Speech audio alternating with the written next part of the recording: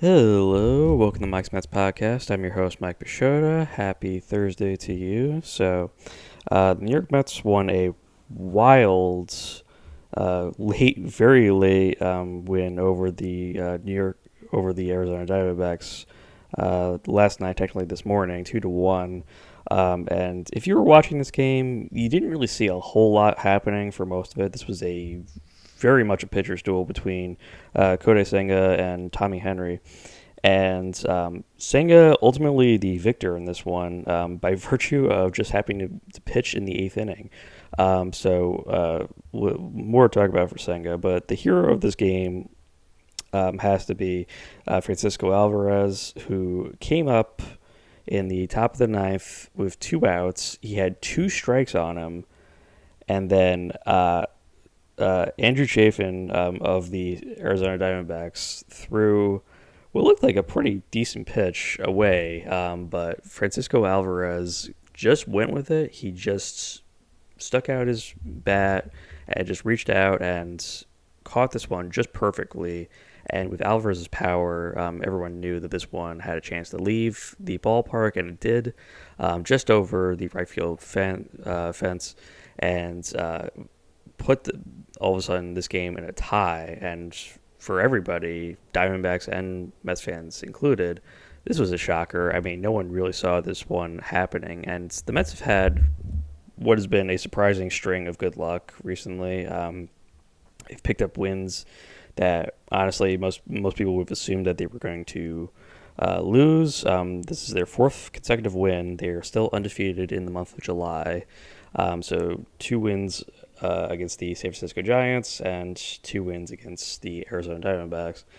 And they've won games that, by all rights, that they probably should have lost if this was still in the month of June. And I'm going to consider June sort of the cursed month for the Mets, where nothing really seemed to go right for them. And though they didn't lose every possible game that they played in June, it just felt like there were situations where they were going to lose a game and there was really nothing that the Mets could really do about it. And we saw that with bullpen losses, blowout losses, games where they were ahead, but you knew that the other team was going to come back.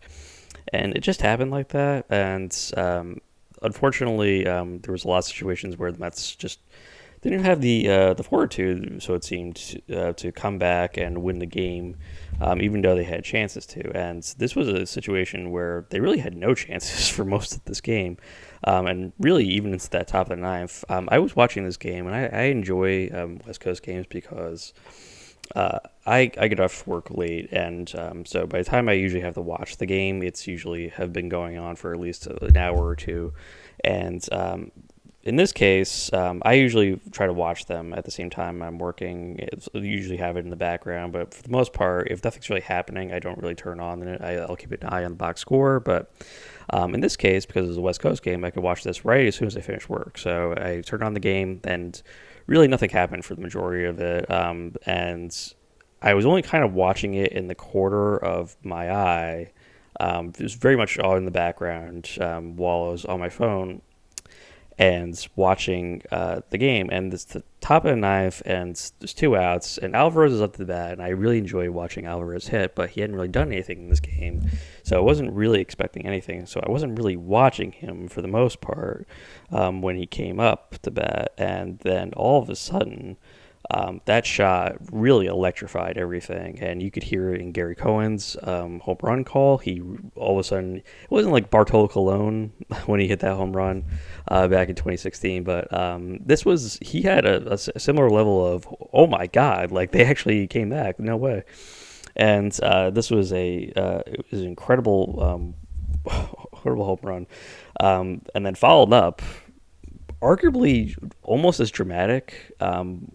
With Mark Canha hitting an RBI triple. Prior to that, Brett Beatty had gotten base by pulling a single through the infield, basically a seeing eye single.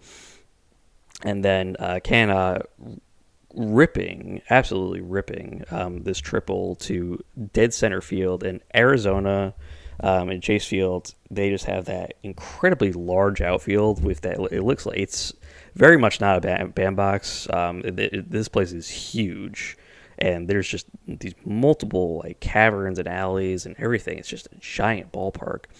But one that comes with it, like, doesn't come with a reputation of being hard to hit home runs or anything like it. It's just like, I guess probably because of the heat and humidity in Arizona. It just everything just kind of flies out of there anyway, so it doesn't really matter how big the ballpark is. But he rips this shot into deep center and just clears the center fielder, and looked like it could have gone. I honestly could have gone out, but he hit it to dead center field, so that wasn't going to leave. But it was basically a 400-foot line drive, and he hits this one with a lot of force.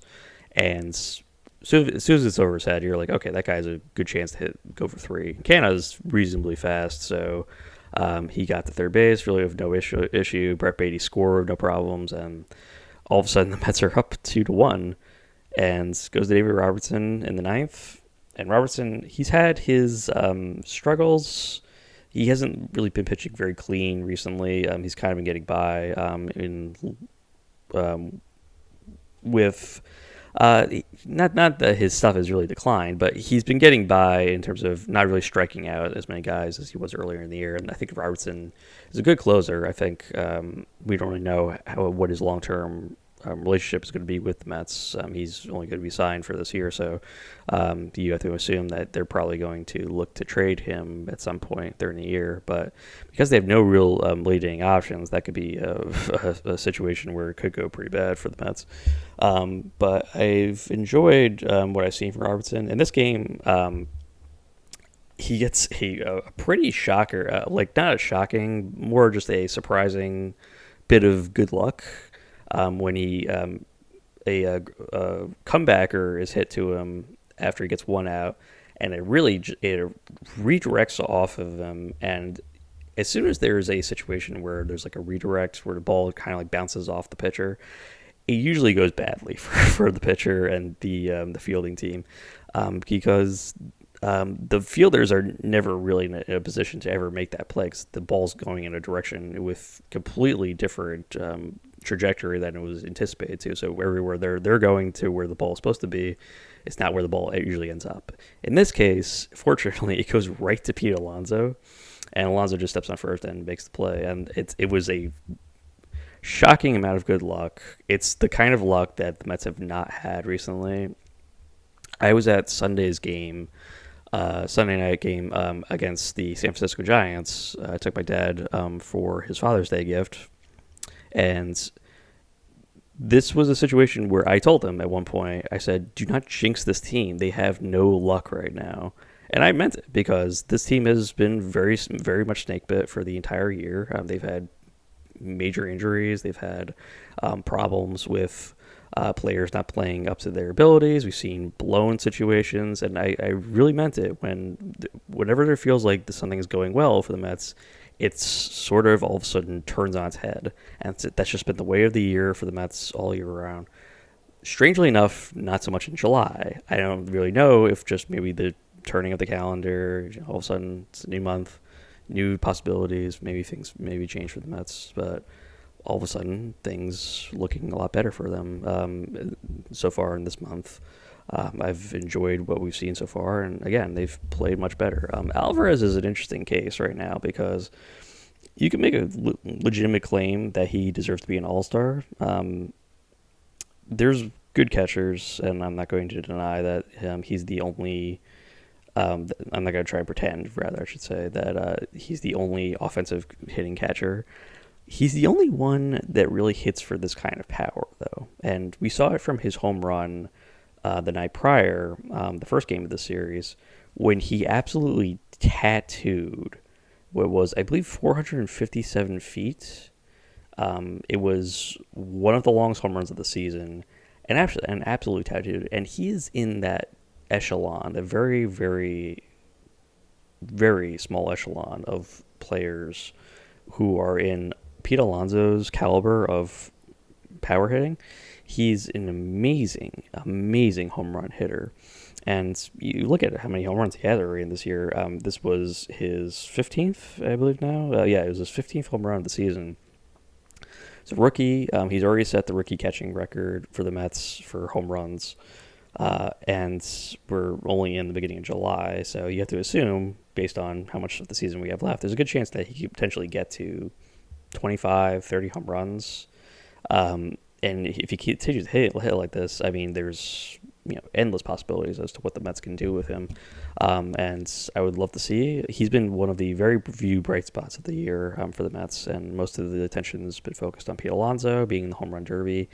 I'm excited for Alvarez to be put in the spotlight as the season goes by. More people will become familiar with him. Most people know him already because he's such a huge prospect for so many years. But this was something where he gets to be more seen on more of a national stage, and I'm looking forward to that being more of a case.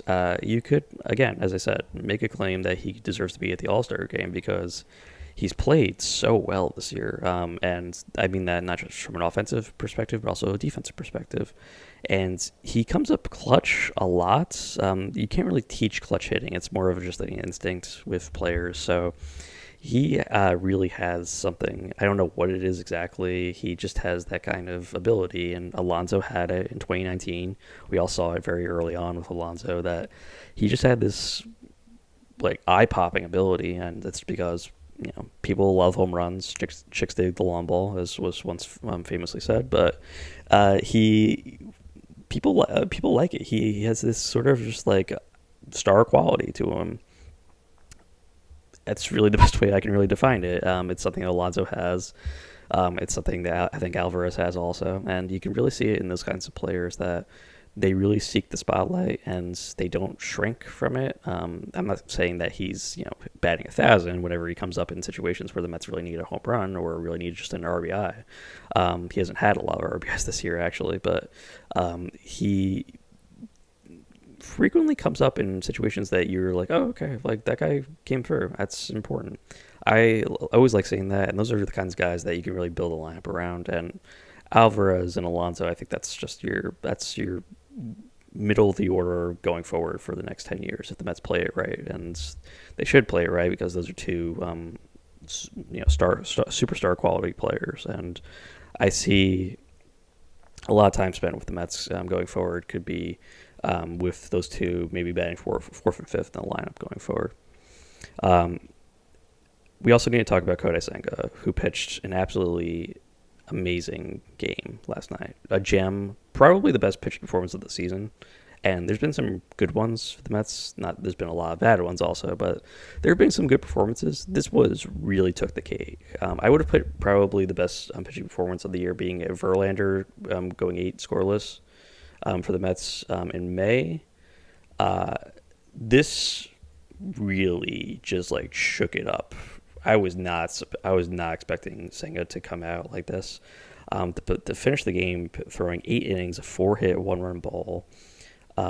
Pleasantly only walked one batter, and that really kept his pitch count down. He all of a sudden was pitching with a lot more control, and you could probably chalk it up maybe to the Diamondbacks not really being totally familiar with Senga, but I'll take it. This was a situation where Senga just completely dominated them, and though Christian Walker of the Diamondbacks got the home run off of Senga, which was the only run of the game for most of the night, Senga did not really falter at any point during this game. After he gives up the home run, he promptly came back and struck out the next batter. It was pleasant to see with Senga. There's been situations where things have kind of spiraled on him, and he's letting the game kind of get out of control, either by walking or batters or giving up base hits or home runs, whatever it may be.